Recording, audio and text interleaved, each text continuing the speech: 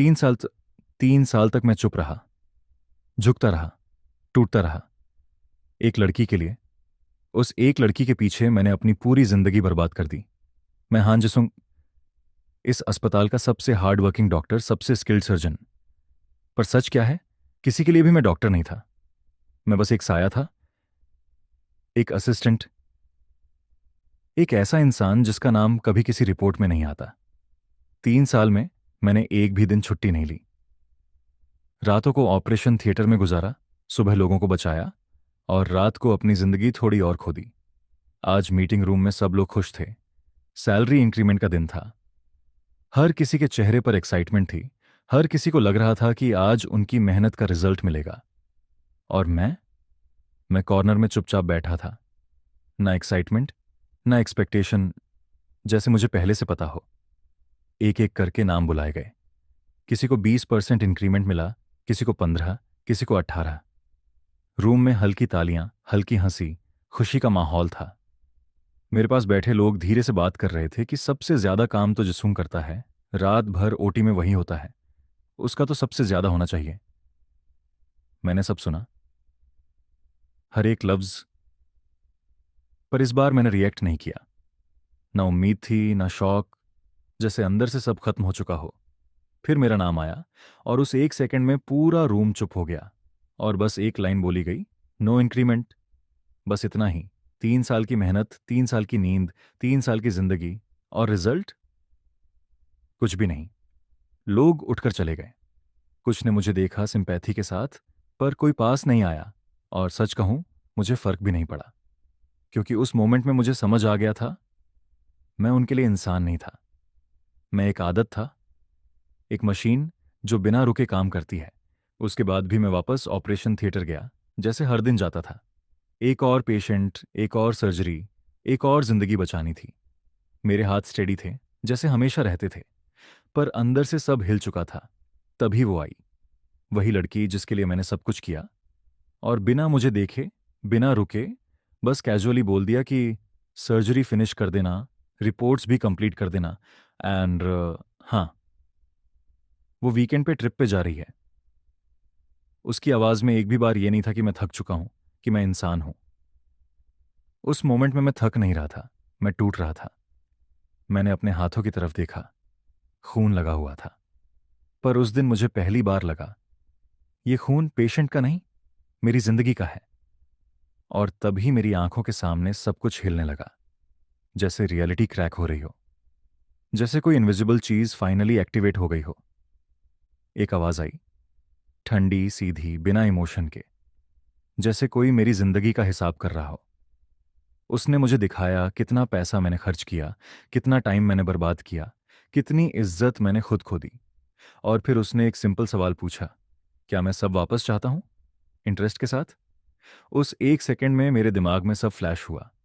वो सारी रातें, वो सारी बेइज्जती, वो सारी उम्मीदें जो कभी पूरी नहीं हुई। और फिर सब शांत हो गया, बिल्कुल शांत। और मैंने धीरे से बोला, बस, अब और नहीं। अब मैं किसी के पीछे नहीं भागूंगा, अब मैं खुद के लिए जीऊंगा। और उसी मोमेंट मैंने डिसाइड कर लिया, इस बार मैं रुकूंगा नहीं, इस बार मैं बदलूंगा। मैंने हां कहा, और तब मेरी जिंदगी ने पहली बार मुझे हां कहा। अब वक्त मेरा है। आज से मैं वो सर्जन नहीं हूं जो तुम्हारे ऑर्डर माने। आज से मैं वो ऑनर हूं जो तुम्हारी किस्मत लिखेगा। मुझे मेरा कैशबैक मिल रहा है, और तुम्हारी बर्बादी शुरू हो रही है। मैंने हां कहा। अगले ही सेकंड मेरी आंखों के सामने एक सुनहरी स्क्रीन फ्लैश हुई। एक नंबर लिखा था, इतना बड़ा कि गिनते गिनते मेरी सांसें फूलने लगीं। सिस्टम नोटिफिकेशन, 3 साल का सिंपिंग डेटा प्रोसेस हो गया है। कुल कैशबैक 85 करोड़ रुपए। स्टेटस जमा। मुझे एहसास हुआ, ये वो पैसा है जो मैंने अपनी खुशियां मारकर किसी और पर लुटाया था। वो सब वापस आ रहा था, 1000% इंटरेस्ट के साथ। मैं ऑपरेशन थिएटर के बीच में खड़ा था। रिया के पिता यानी डायरेक्टर कांग चिल्ला रहे थे, जिसूंग, हाथ क्यों रोक दिए, सिलाई पूरी करो। पर इस बार मैंने सुना नहीं। मैंने अपने दस्ताने उतारे और उन्हें वहीं फर्श पर फेंक दिया। रिया ने हैरानी से पूछा, जिसूंग, ये क्या पागलपन है? पापा बात कर रहे हैं तुमसे। मैंने पीछे मुड़कर भी नहीं देखा। 3 साल में पहली बार मैं किसी के ऑर्डर के लिए नहीं, अपनी मर्जी के लिए चल रहा था। अस्पताल के बाहर ठंडी हवा थी, शहर की लाइटें चमक रही थीं। तभी स्क्रीन फिर से चमकी। नया टास्क, अपनी कीमत पहचानो। रिवॉर्ड, खर्च किए गए हर एक रुपए पर 100 गुना रिफंड। मैं हल्का सा हंसा। 3 साल तक मैंने दूसरों के लिए खून जलाया, आज खुद पर खर्च करने की बारी थी। मैं सीधे उस मॉल में गया जिसे मैं पहले सिर्फ बाहर से देखता था। लोग मुझे देख रहे थे, मेरा पुराना कोट, बिखरे बाल। उनकी नजरों में हिकारत थी। मैंने बिना प्राइस टैग देखे सबसे महंगी घड़ी और सूट उठाया। बिलिंग काउंटर पर जब मैंने कार्ड स्वाइप किया तो कैशियर की आंखें फटी की फटी रह गईं। डिंग, 50 लाख खर्च किए गए, कैशबैक प्राप्त 50 करोड़ रुपए। वो रिस्पेक्ट जो मुझे 3 साल की डॉक्टरी में नहीं मिली, वो एक ट्रांजैक्शन ने दिला दी। अगले दिन मैं अस्पताल नहीं गया। डायरेक्टर का फोन 50 बार आया, रिया के 100 मैसेज। जिसुंग, तुम कहां हो? तुम्हारी वजह से मेरी सर्जरी कैंसिल हो गई। डैड बहुत गुस्से में है, वापस आओ वरना तुम्हें फायर कर देंगे।